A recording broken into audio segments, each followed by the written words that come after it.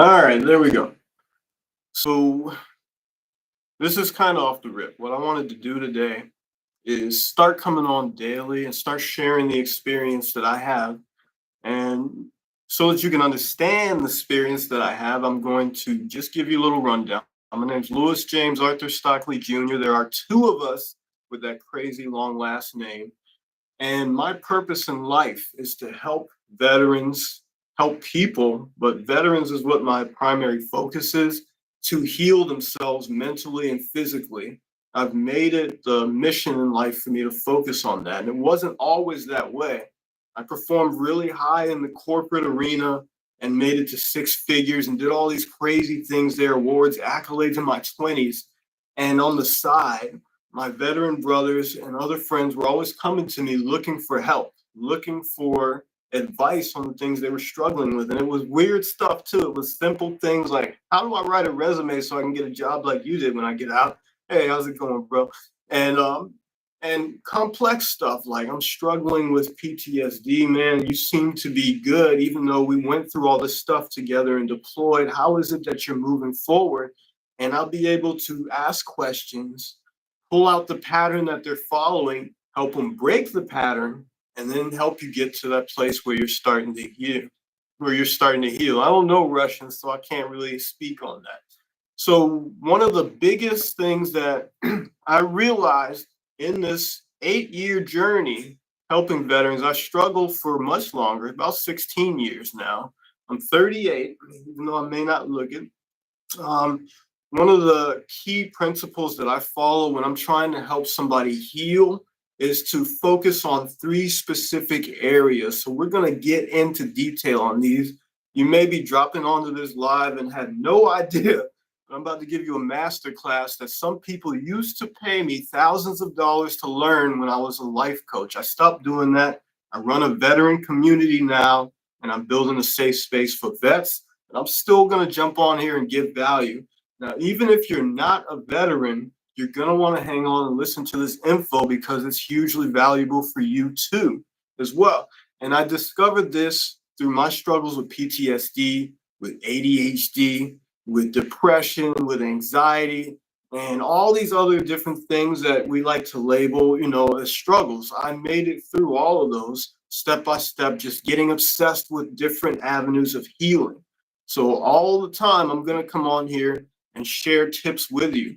So if you're new to this live and you want to catch the next one, go ahead and hit that follow button. Make sure you get the notification for when I come on live here every day. Welcome from Cali, man. Dude, what time is it there? It must be really early over there.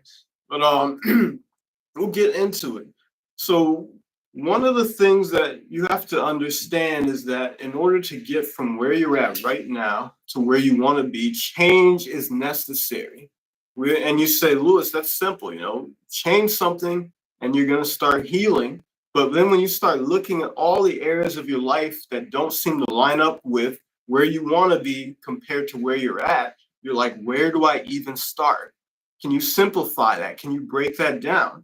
And that's what I'm going to do today. I'm going to break down the things that you need to change into three simple categories. And the key is this. When I get to the third one, you're going to be like, oh, okay. So if I change just number three, the other ones are probably going to change on autopilot, right? And I'll give you a little bit of examples to illustrate how this is possible so that it's clearer to understand. So the first category that you want to pay attention to when you're trying to heal, when you're trying to get to a better place, and this can be physically, like you're trying to heal from injuries you have, like arthritis or things like that. You can be mentally, where you're struggling with bouts of depression. You're sitting there at 2 a.m. in the morning, staring at the ceiling, just feeling down, not able to get yourself up in the morning. Oh, okay, 7:15. Is this one area. So we've got your environment. And I know a lot of you are going to be like, you want to change your environment. I'm going to break down some different ways to do this. What I discovered when I hit my rock bottom as an addict, I was a video game addict, and you're saying it's only video games that might be harmless, but for me it wasn't. 18 hours a day I would play while holding down a full-time corporate job and with a wife and kids. I would ignore all of those things, still succeed at a functional high level, but be playing video games constantly just to function, just to put my emotions somewhere because I couldn't handle life when I got back from my deployment. Now, what I realized when I hit that rock bottom, day one, because my wife caught me and I had spent probably $6,000 in a month on video games, if you can imagine. And it was all digital crap and stuff like that. That's how bad it got. The statement came in the mail. She discovered it. And that's when I had that rock bottom moment where I had to be kicked out and sit in a hotel room and just think and say, this is not the way I want to live my life going forward. Do I want to sit in a basement somewhere as a roommate playing video games for the rest of my life? Or do I want to move forward and take charge of this and try to live a happier life where I'm fulfilled? Because obviously the money hadn't fulfilled me up to that point. I was making lots of it. All the other things on paper value weren't fulfilling me. So I needed to change something. And I started with this, changing my environment. That's one of the barriers that you have to healing. Now, as an addict or anybody else, your environment can either enable your healing or enable your disablement. It can enable what's holding you back. And for me, that environment included the video games and all the stuff I was struggling with. It included the crowd that I was hanging with, the people that I would play video games with, because they would call up and be like, come on, let's play, get online, let's play, let's play, let's play. So all of those things had to start changing.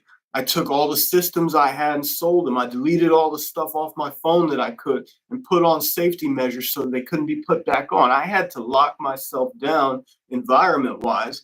And what happened was funny. I didn't realize that the people you hang around, the friends, were going to affect that until later. But on top of changing that type of environment where you're getting rid of all the things that can hold you back, like with healing, your environment can be the foods that you're eating, that you're surrounding yourself with. That can be the difference between months of healing and weeks of healing. I dislocated my shoulder and it didn't start healing properly until I started eating the right foods and got rid of the junk food. That could have been a 6-month process, but I cut it down to 2 months just by changing the environment. You want to change your environment in a small way or even a big way if you can if you can handle it.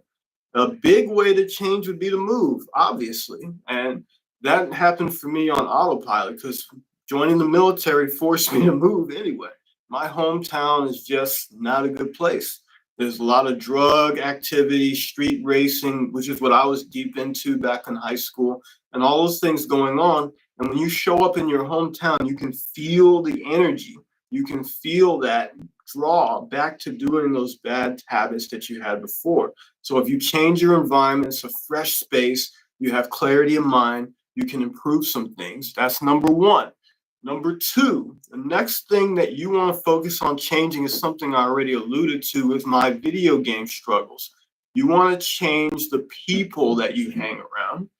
They always say this all over the internet. If you have like 5 addicts that you hang around, you're going to be the 6th one.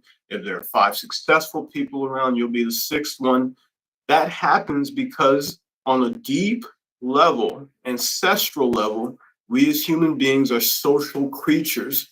We have adapted and trained ourselves over thousands of years to grow as a collective group. And because of that, we get all of these different responses just based on who we are hanging around, and you can't control it. You can't control the response that you're going to get.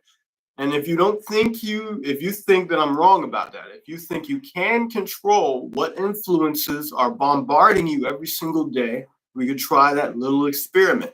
If I say right now, think of a pink elephant, before you can even shut that thought down, you already saw a pink elephant in your mind. Just like that, I slid through your defenses and influenced your imagination, influenced your thought process. Hanging around people is the same exact thing. They're always influencing what you think and what you do. So if you can find a way to change the friend group that you're hanging around, you can start to improve yourself. You can start to heal at a higher level. And if you're not healing right now, you got to ask yourself, is there something in one of these 2 categories we're going over messing with me? Like, am I hanging around the wrong people? Like you might have that one person in your friend group that you would call the Debbie Downer, the one that has that energy that you can just feel when they walk in the room. It just sucks the life out of everything. You want to be able to change those friend groups, and it doesn't necessarily have to be confrontational. I had to do that sometimes. It doesn't have to be awkward or anything like that. It could just mean phasing that person out. Sometimes you just got to phase the wrong people out. Sometimes they'll message you to hang out and you just say, I'm busy. You know, it's not quite a full lie, it's like a white lie, but you say, I'm busy enough, eventually they'll get the message. They'll stop trying to get you to hang around and spend time with them, and you'll start to change the people that you're around. What happened with me is I wanted to become a higher level professional when I was making six figures. So what did I do? I got myself placed onto the right teams and put around the right people that could show me naturally how to succeed at a high level.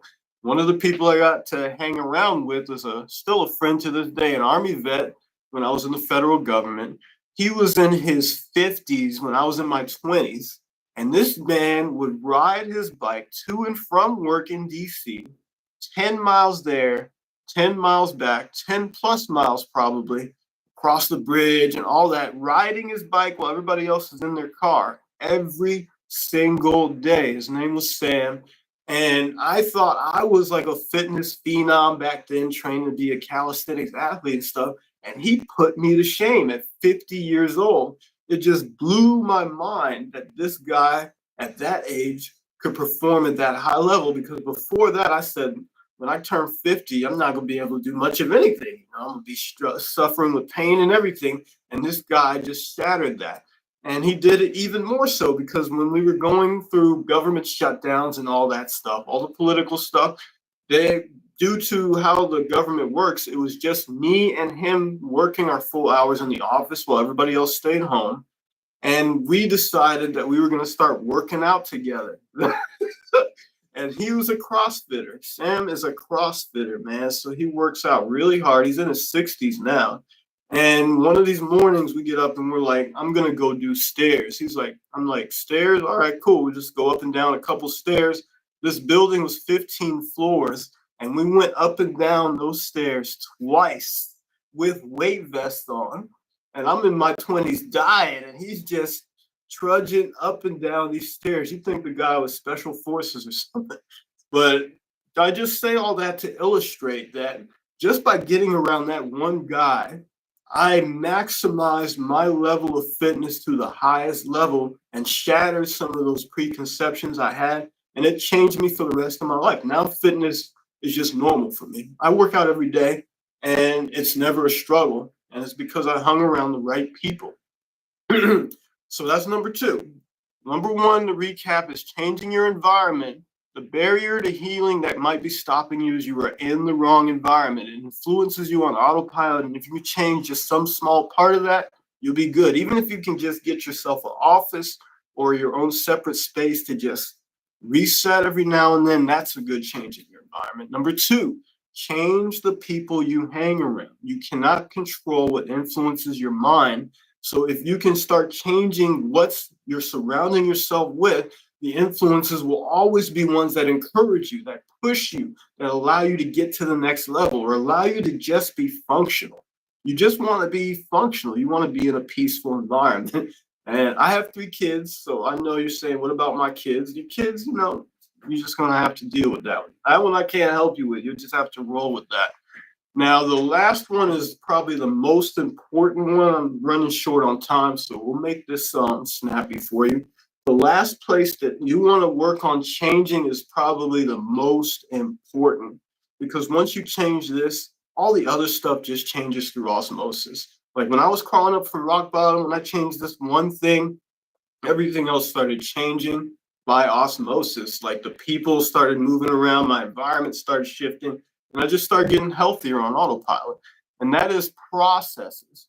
So if you want to get all simple with this, places, people, processes, the three P's. If you change the three P's, you get yourself where you want to be.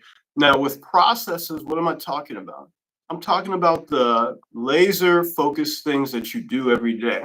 Now you don't have to like plan out your day from beginning to end and just say, I'm going to do this and this and this, and just try to grind through a whole list of things.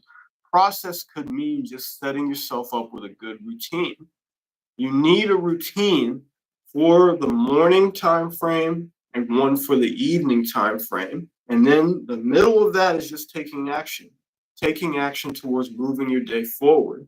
Because the real secret is if you can take action in that middle part of the day, you're going to make progress towards your healing. You're going to start to feel better naturally.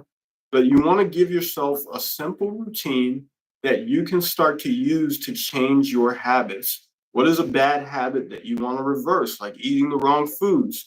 I'll say that in the morning, one of the things that I'm going to do is eat a healthier breakfast. You're already full. You had something in there that your body is satisfied with. And so from that point forward, you're never going to have to struggle with, you're not going to have to struggle with that urge to eat junk foods and things like that. Um, what I did and what I discovered was right after I got fired from the federal government. I'd worked there for probably about 12 years at that time, made it to the highest level as an executive in my 20s. I'm making six figures. And then, I hit a tough time where my family was struggling, especially my oldest son, suicidal ideation, in and out of the hospital. And it required a lot of my time and my wife's time. And so, what we ended up having to do is I would have to tell my job a lot of times, I can't come in today. I need to go be with my son because one person has to be at the hospital with him the entire time. My job did not like that. Even though they have all these programs in place and they say federal government is secure, it wasn't. They did not understand why I was doing that. And after that period of time was over, they led me to believe that everything would be good. All I had to do was sign a few papers, take a small punishment, and then I could move forward with my career and be good. But that's not what happened. Because a year and a half later, it turns out they had done all this paperwork on me and decided they were going to let me go. And that was a complete shock. I had no idea that was going to happen.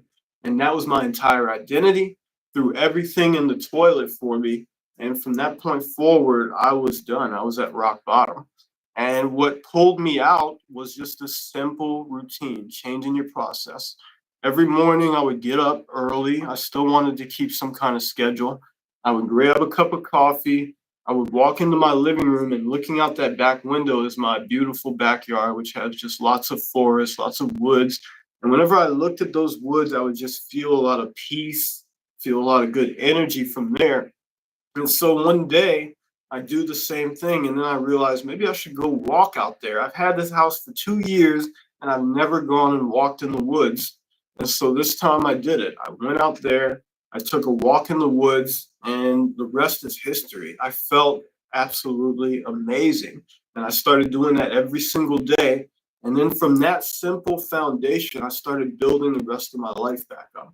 I started working out again, started eating right. I started pursuing another job, getting back into the federal government, even though they said it would be impossible. And I made it happen.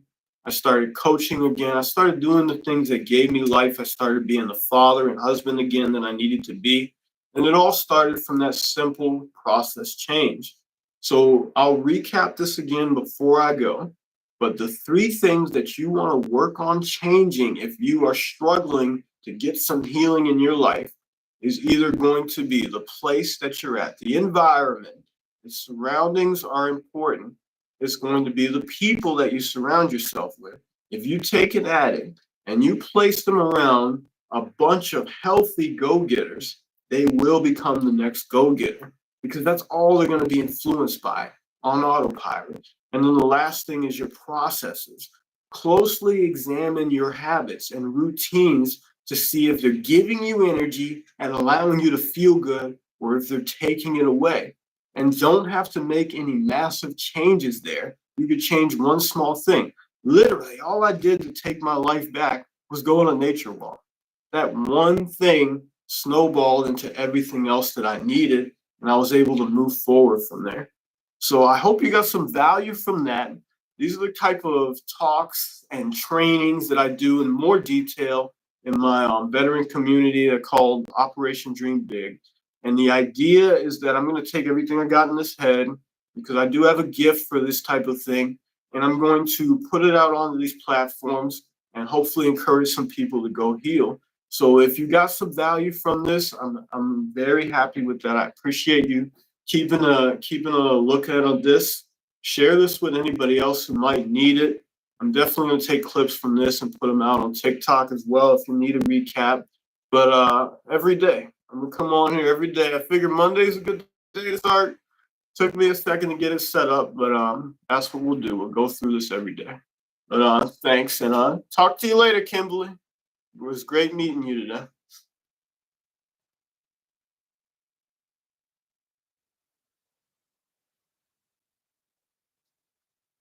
today.